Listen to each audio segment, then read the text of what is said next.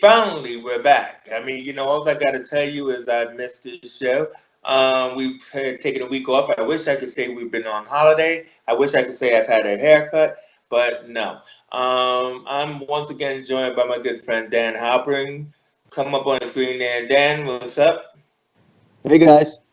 Yeah, so we have been talking essentials, which is kind of like favorite things from our childhoods. Usually it may be film or film series. Last time we were talking about the Twilight Zone, which I enjoyed going down that, and I was going to say rabbit hole, it wasn't. But so thinking about where we're going to go next, we came up with the concept of the disaster film because we're right kind of like living in it. I thought it might be fun to explore Irwin Allen's series of disaster films from the 70s and everything. So, which one should we start off with, Dan? Because you're the man with the research and Yeah. Well, everything like so that. let's like parse this out like that. Let everybody know in the audience that these are disaster movies. This is not apocalyptic movies, right? Oh, yeah, there is a difference. This is Yeah. not Roland Emmerich or Dean Devlin or any of that. Exactly. This is not end of the world, and we don't want to go there. This is just Oh, yeah. disaster. We're not even going with any disease stuff. These are like It's very bombastic. It's explosive. It spits exact giant words on the screen with a cast of 1,000. exactly. So And George Kennedy. right. I guess in this day and age, because what we're going through is worldwide, these disasters are very specific to, you know, geographical places or specific, plane, like on a plane or in a building, Well, etc. there are also disaster of elements too. I mean, we're not looking at it. We're going to be Mhm. looking at water, fire, earth. Earth, wind, and fire. Yeah, we're Yeah, going to be looking exactly. at. They're the honorary disaster band of the 1970s. Yeah. So yeah, I mean, so I'll just start by giving a little background about I guess, a little history of disaster films. That you look, Mhm. disaster films have been around probably since the silent era, of course. It's interesting when you go on Wikipedia that they lump in King Kong within the disaster genre, which I probably wouldn't do, but maybe in the last part of it when he comes to New York, you know, Hmm. it, it's More a of a little. kaiju, though, isn't it? What's that? More of a kaiju film, which is Japanese for monster. Yeah. I mean, I would say it's a monster film, but maybe there's a little disaster element there. But like in the 1930s, you had film like Last Days of Pompeii, and they've Oh, covered Pompeii numerous times over the decades, right? yeah. I think they had a Pompeii film, what, about 4 or 5 years ago as well? Yeah, with that guy Kit Harington and everything, and Ex- it's one of the biggest mysteries because it's one of those stories of a total disappearance of a place, and there's no sign of the bodies. right. And then you have other movies like were old studio movies before World War II, like The Hurricane in Old Chicago, which was about the Chicago Fire of 1871. And Mm. then, you kind of went into like where, again, I probably wouldn't call these disaster films, but they like to lump them in like sci-fi disaster films, When Worlds Collide and War of the Worlds, even Godzilla, Yeah, yeah. because places do get destroyed, right? Hmm. And then, of course, there's been the multiple versions of Titanic, Of which is, course, you have you to do know, that. so there's like sort of the ultimate disaster film in the last 25 years. Um, but I think we're like, so let's start off with the airport films, and then you can sort of jump off, I guess, into more of the story structure of all these films, right? Yeah. So um, basically, Airport was originally written. Uh, uh, it was written by Arthur Haley as a book in 1968. And Arthur Yeah. Haley actually started out as a screenwriter. He also wrote a book in 1965 called Hotel, which became the television series. All In the, right. it Okay. was very successful.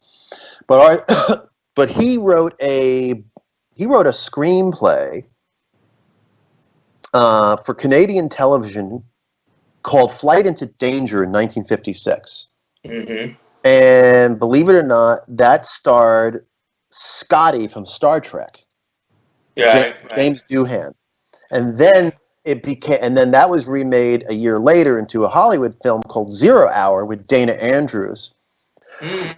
And that actual plot is the plot that Airplane spoofed. Now, while Airplane took a lot of elements from all the airport films, they actually took the plot itself from that original film that Arthur Haley wrote 15 years before. So Arthur Haley, I guess, went back to kind of the same element, back to the well again, sort of rewrote his own original film. It became a book. Then the book was a massive success. It became Airport. And the basic plots of Airport, is Airport in 1970, a bomb goes off, they have to land. Airport 75, a small plane crashes into the cockpit. Airport 77, the 747 crashes, into the ocean, yeah. And then sinks with everybody on board. But everybody on board is still alive. I really love that, like how a plane could turn into a submarine. It was kind of like For Your Eyes Only. I mean, they're on the seabed and they're all still talking. You know what I mean? Yeah. I mean, they don't understand the simple thing called pressure, and everything. But yeah, no. When you mentioned Airplane, I think you just need to clarify a little bit. Not everybody's as old as us. Airplane was like a spoof film made by the Zucker brothers. Mm-hmm. Again, the guys who brought us Kentucky Fried Movie, starring Robert Hayes and Leslie Nielsen in a serious role. Well, not really a serious role, a comedic serious role. Right. He started his deadpan, kind Don't of call me way of Shirley. delivery. Yes, don't call me Shirley. But it's funny, when you're looking at these different airport movies, and how Airplane had taken this scene, that scene, and that scene. The singing nun, the girl that's on dialysis, played by the lovely Linda Blair, I might add. And you got Jimmy Walker, on a plane, praying, and it's like leading to the scene of I Don't Talk Jive. So I just think it was classic. But also what I said to you about the airport movies is that it had a recurring actor, not a recurring character, but a recurring actor in George Kennedy. Well-known actor of his time, but it seems like was the go-to guy when it comes to, okay, we're going to do another airport film. And, because these films, what they did was, I wouldn't say it was the first time, but what they did was they did the whole collage factor of the ensemble. It was always a group of ensemble, and this seemed to be something that was considered Irwin Allen's staple of being able to have these little vignette stories. Right. And let me also say that the airport films and also Earthquake, which we're going to talk about a little later, actually were not produced by Irwin Allen. Yeah. But also, I want to say, regarding to the ensemble thing, casts, those huge sort of casts where you have 1 million characters and you meet each one for 2 or 3 minutes, right? Mm-hmm. I think that sort of was established probably in the 1960s with all those big World War II films, like The Longest Day and Battle of the Bulge. You would have starring John Wayne and Dean Martin and 5,000 other big Hollywoods, and you would meet each like soldier or general or whatever for like 3 minutes, like, the Italian guy from Brooklyn or the Southern dude, It's like writing, right? So it's the perfect thing about when you're dealing with an ensemble group of characters, you have to have people that are relatable within the crisis. So you got to think that in these disaster films, it's a big disaster, whether it's an earthquake or a tidal wave or whatever, that the only way it's going to really have impact is if you know the people that are in it. So here's a crowd of strangers, right? But what they managed to do is they know that in Act 1, they're going to have to zero in on these different groupings. So that way you can say, that's me, or that's my mom, or that's someone I know. So that way when the disaster hits, and you go, oh my God, mom,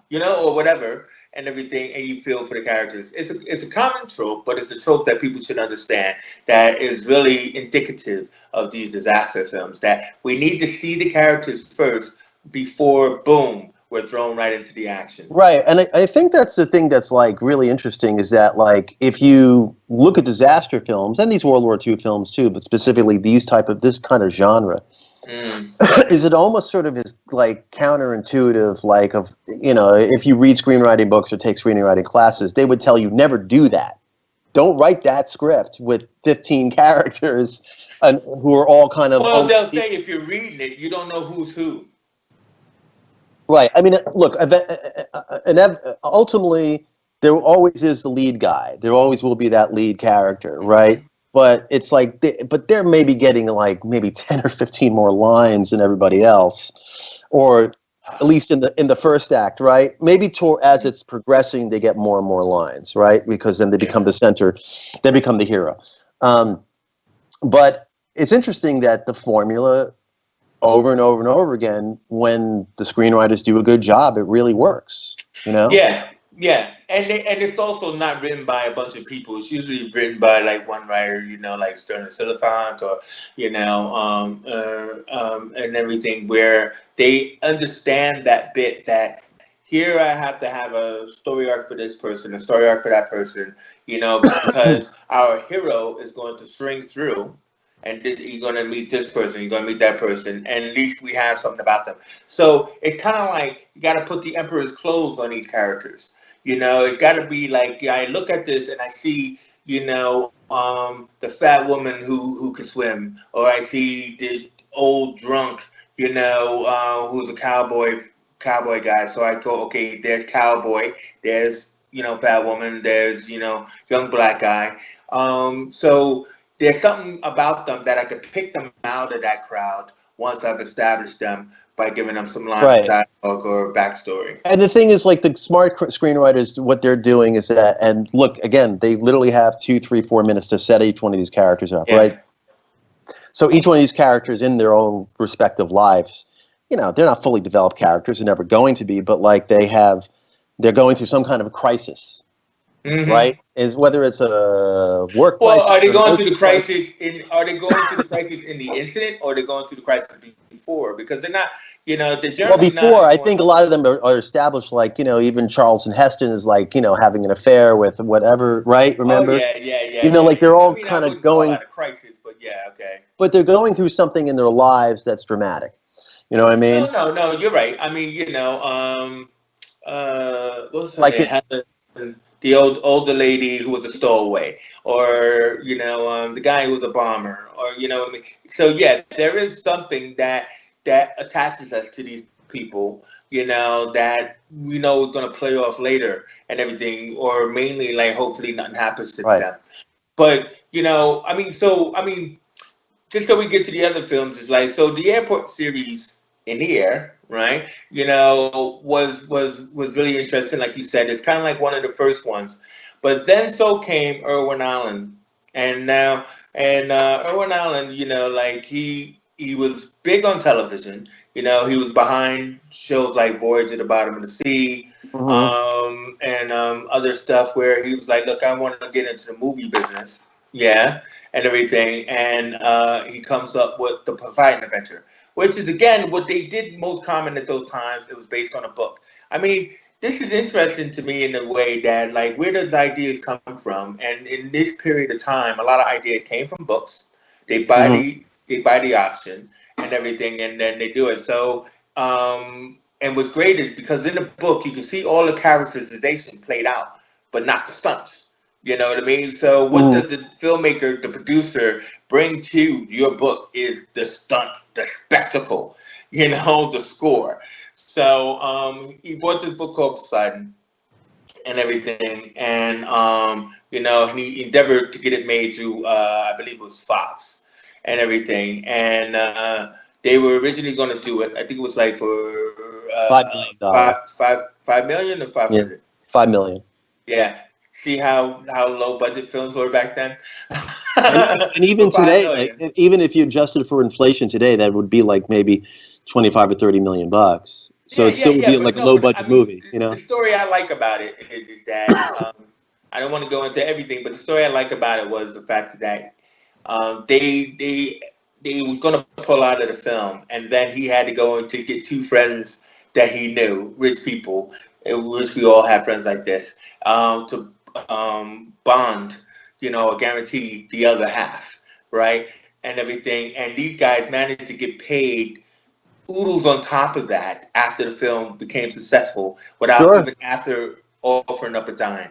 I love that part of the story because it's kind of like two guys playing cards going, sure, man, I'll back you. Don't worry about it. Let us finish playing cards. I know. Film It's an becomes amazing story. it becomes the biggest success story of its time, right? Where everybody thought this was going to be his folly, and it became a huge film. Oh, and the film we're talking about is, of course, I said, The Poseidon Adventure, which is one of my favorite films, by the way. I just rewatched it like last or 2 weeks ago. And this film just was phenomenal as leading off into kind of like the disaster genre. So even though we already had Airport, and I believe we had Airport 71 before Poseidon Adventure, so we already Mhm. had like two airport films. Here comes Irwin Allen with a submerged underwater film, right? So Sure. again, we got that element, but I like it when I think he described it as hell upside down. And it was Ha! just like, yeah, no, but I mean, there was like the description and the thing, and it was just like a fantastic. If you Well, don't know this film, get to watching this film. let me ask you this question. Let me ask you a question. Why do you think the remake bombed? Why do you think it sucked? I don't think it bombed. I just think it was. I think Well, it what was a happened bomb was at the box office, and it wasn't very okay, good. okay.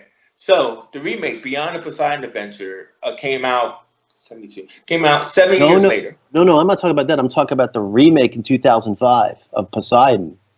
Oh, forget that, man. Don't That's don't. I don't like remakes. no. I know. But I'm asking you, why do you think it bombed? The remake. You can't remake a film that's perfect, and a lot of older films are perfect. Jaws. I swear, if somebody tried to come out with like Megadon, whatever that thing that Well, they've done a lot of incarnations of Jaws, right? So yeah. Don't. I mean, even Jaws 4 and 5 don't. It's just kind of like if you make something perfect and it's perfect by accident. There weren't a lot of accidents on the making of this film.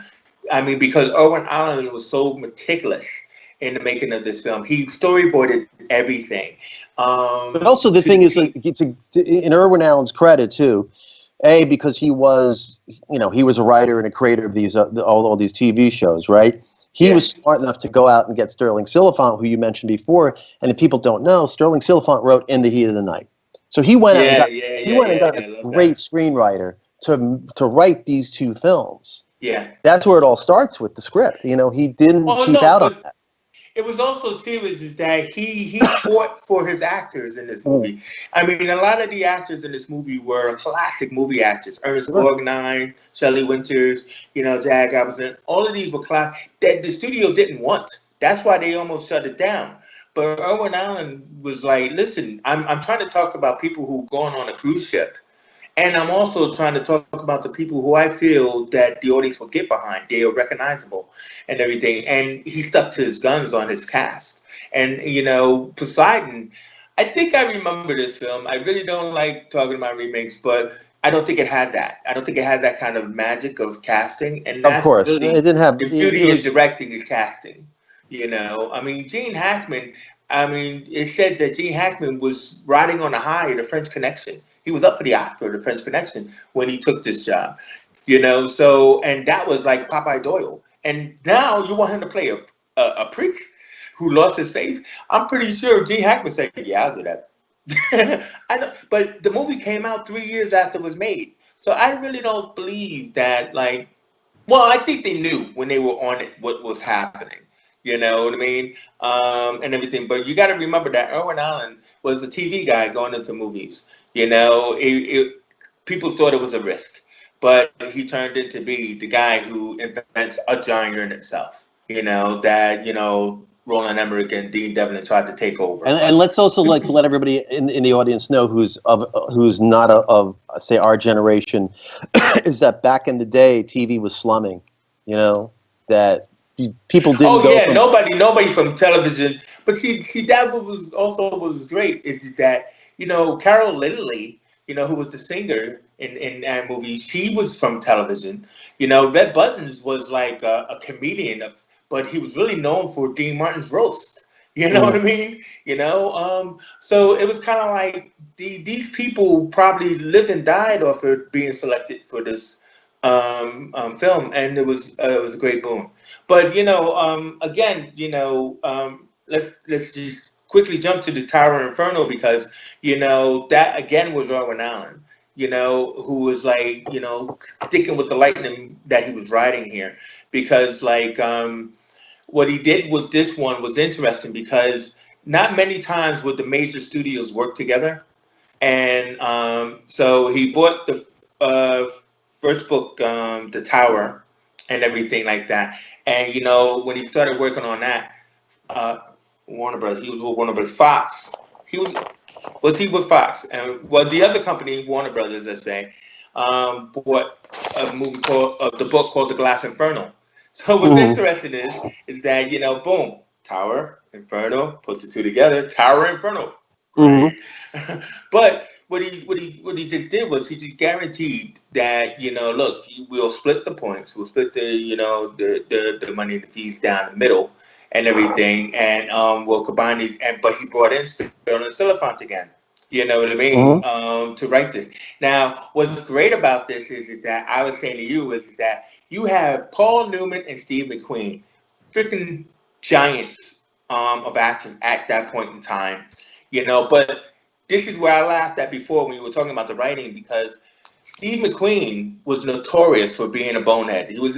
I love Steve McQueen, but I Sure. know the stories about him on The Magnificent Seven, where Mhm. it's like they made him one of the seven. He had to be the second one, but he had no dialogue. Ben had no dialogue, so he kept doing stuff like he came up with the numbering system in the background behind Yul Brynner's back, pissed his partner off. But him and Paul Newman worked together before, so like I think Paul Newman knew his character and everything like that. They both got paid the same. They both got points on this movie. But Steve McQueen demanded that he get more dialogue Mhm. because what they wanted him to do was they wanted him to play Paul Newman's role. They wanted him to be the architect of the tower. And Steve McQueen felt that the fire chief would have more action beats. Obviously he would. He's the fire chief, right? Mhm. But he didn't have as many lines as the architect. So he had it all beat up. So they had to do rewrites and rewrites. And then we get the movie we've got, which is a classic, movie using fire instead of water. And again, the cast of thousands, and again, a phenomenal film. So what points did you want to make on the tower? I think you kind of covered it all. I do have a whole bunch of interesting factoids about Earthquake. Oh yeah, yeah, yeah, yeah. Since we're segging now. So the interesting thing in Earthquake is Jennings Lang was the producer of Earthquake. He also produced Airport 75 and 77. He was more of a traditional like in-house producer, and he was at Universal for years. Yeah. So he also was one of these sort of master of disasters, but I think because he was definitely a much more behind the scenes guy that was not a self promoter like Irwin Allen, people really don't know who that Jennings Lang really is, you know? No, no, no. But it's But this movie was fantastic. I got to tell you, I saw a clip on the editing of this movie where they put a lot of the scenes together, and the characters, it was all unique. And you know what? I actually gasped at where the kid fell off the bridge. It right, was right, kind of right. like you don't put kids in danger, man. Well, that's the thing is like, so we used to watch, obviously, there was always Disaster Week on the 4:30 movie, right? Like Planet of the Ape Week or whatever. And man, I think that scene with the kid on the bridge, On the bike, looking like the Silver bike with the Bullet. LA River. When I was, 9, 10, 11 years old, that's the scene I would be like, ugh, the most Yeah, because I was relating to being that kid, right? That's who I could relate to. of course, of course. But it's And and interesting. and what about Richard Roundtree as like the evil Knievel stunt guy? It's just Sure. like you're like, what? I mean, now when is Earthquake? I mean, it's after Shaft, definitely. Do you know what I Well, it mean? was it came out in '74, so yeah. Yeah. Well, yeah. Well, all right. You So it have was sort somebody of who like actually hasn't. they were kind of slightly probably playing into that black exploitation movement that was going on back then a little Yeah, bit. yeah, yeah. But well, speaking of that, we talked about this. Victoria Principal in the Afro. Mhm. I mean, at the movie theater, that's like you're playing on blaxploitation because she's definitely like Foxy Brown, but she's Victoria Principal. You know Right. what I mean? But as we It both was said, it was totally of that Victoria era and Brown. that era and that time. But so basically, what I had my research showed that like, look, Airport came out and it was a gigantic hit. So Universal made the Airport films, and they wanted another. They were like, okay, we want a disaster movie to Hmm. follow up. I think, they wanted a disaster movie because of Poseidon Adventure to come out. And then there was actually a big earthquake in the San Fernando Valley in Los Angeles County in 1971. Hmm. Wasn't gigantic, but big enough. So when that earthquake happened, that was the inspiration to make Earthquake. Mario Puzo, like in Yeah, Superman, Mario Puzo. Yeah, the wrote, Godfather writer. he Yeah. wrote the first draft, but then, like, in other issues with Mario Puzo, in Superman, they kind of dumped him out. They Well, actually, I think he was the go-to guy because Godfather was so of successful. course, yeah, yeah. I mean, that And was he was shown as a movie guy who can write these long tapestry of ensembles and right. everything. So I think that's what it was about Now, food. supposedly, but it was that when the movie was before the movie that was released, 30 minutes were cut out of the first act. Oh, yeah. A lot of the build up, but a lot of that stuff was actually put back in when they did a re-edit for television. Now I don't know how Oh, much. that's what they do. Yeah. I don't know how the DVD that's available now. I don't know if there's the TV cut and the Mm. director or the, I guess you would call it director's cut. I'm not really sure. I don't Well, know. they have that for Beyond the Poseidon Adventure. They have a TV cut that's much longer. Oh, they do. Yeah. I mean, so I mean, it's obviously you got to imagine if you're gonna have that many people, you're paying that much money. There's got to be a lot of deleted scenes, you Oh, know. sure, of course. But also, what's funny? One last note. I mean, because I know we probably get ready to go is Faye Dunaway, gorgeous, right? Mhm. But there was a lot of deleted scenes of her because she was reportedly a pain in the ass on set. Like she would She show always up was. late and Yeah. everything like that. And she was supposed to be cast working alongside William Holden, who didn't like being third billing to the big two and stuff like that. So I just would love to have, been a fly on the wall in those kind of conversations. It's like, come on, man. So You were good at your time, Sunset Boulevard let guy. me bring up two. This is Paul Newman. I know. I know. Let me bring up two things quickly. So it turns out it's interesting. Typical studios back then, when they would like take like say scenes from other movies and repurpose them. So the earthquake scenes, the earthquake scenes in Earthquake were also licensed out or reused. And although I think a lot of these were all like Universal shows, or most of them were Damnation Yeah. Alley, Quantum Leap, Galactica 1980, V, and the Mhm. Hulk, the Incredible Hulk with Bill Bixby. I can imagine because they have stuff in the mountains, they have stuff all over the place. I mean, just like even in the edit sequence I saw on YouTube, it's just like it seemed like all of the different scenes, put together as one and everything. So I mean, you can imagine that the money and time that it took to break apart those different areas that they probably found within themselves to you reuse and Yeah. stuff. And But now, I mean, and there's one last thing I want to talk about. So one last thing. Yeah. is the use in all these movies of miniatures. Everything Oh was yeah, miniature, and I think that's the people. All that's why I got a little miniature here, right? yeah. And so everything that whether it's the dam busting or the model buildings that Well, were the destroyed in the Poseidon earthquake, was also a miniature too. Poseidon and the Towering Inferno, and all the most of the planes in the airport movies, people don't realize that that's how they used to make all these films.